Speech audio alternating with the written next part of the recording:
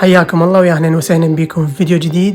واليوم راح نسوي شاورما سورية أصلية، ونفس ما يقولون الشاورما الشامية، يعني على الطريقة الشامية.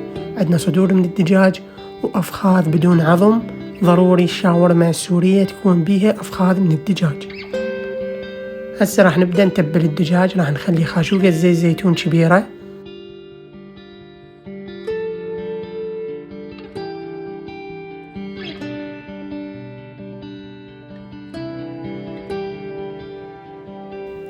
وهنا عندنا مجموعة من البهارات اللي هي فلفل أسود، بابريكا، زنجبيل، ملح، ثوم مبروش. وهنا عندنا بهارات الشاورما وجوز الطيب. راح نبدأ نضيف البهارات ونتبل بيها الدجاج. هنا راح نضيف خاشوقتين خل تفاح طبيعي،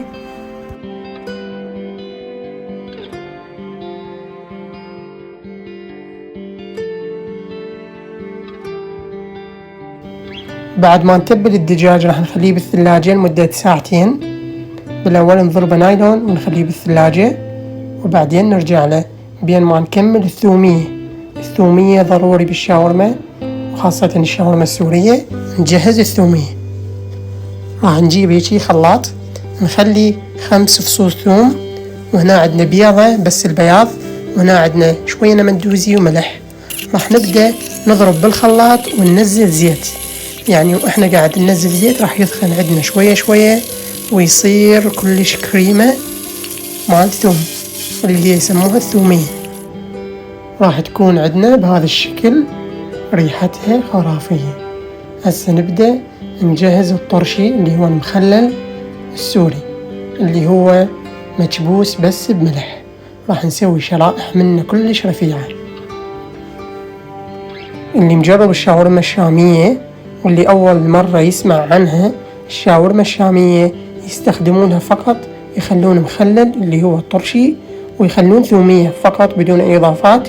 وإذا تحب تخلي دبس رمان، شطة، هاي حسب ما أنت تحب.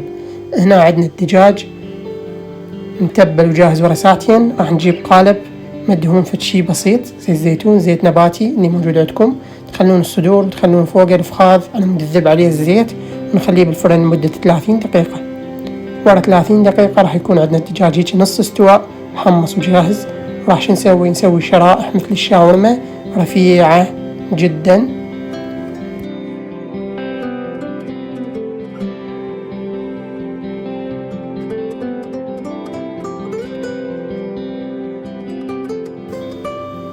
بعد ما نشرح الدجاج راح يكون بهذا الشكل. راح بالسكينة نقسم الشرائح إلى قسمين، وبهذا الشكل راح تكون عندنا تصير ناعمة جدا. راح نخلي هنا ليمونتين نعصر عليه وفلفل أسود.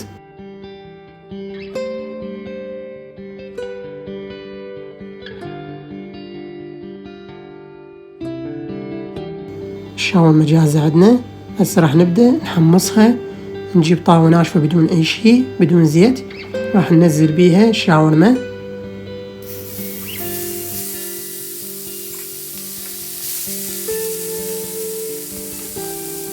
نحمص الشاورما زين بالطاوة.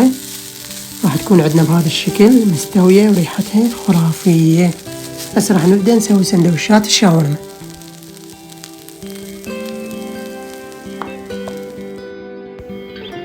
راح استخدم خبز الصاج.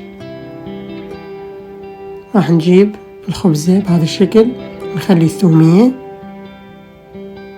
ونخلي طرشي مخلل وشوية شطة.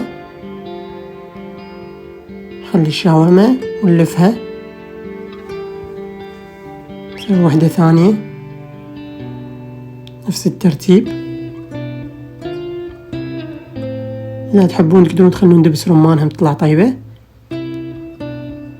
هسه راح نحمصها بالطاوة، طاوة هم ناشفة نخلي بيها السندويشات هيجي.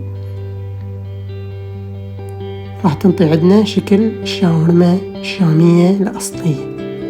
بس أكو يحبون الشاورما الشامية تكون محمصة على النار مال شواية مال الشاورما، فتعطي شوية حرق، تعطي طعم طيب. راح نقسمها قسمين تكون بهذا الشكل. هنا راح نجيب مالتنا تختة، ونخلي الشاورما، وعندنا هناك طماطم ومخلل والثومية.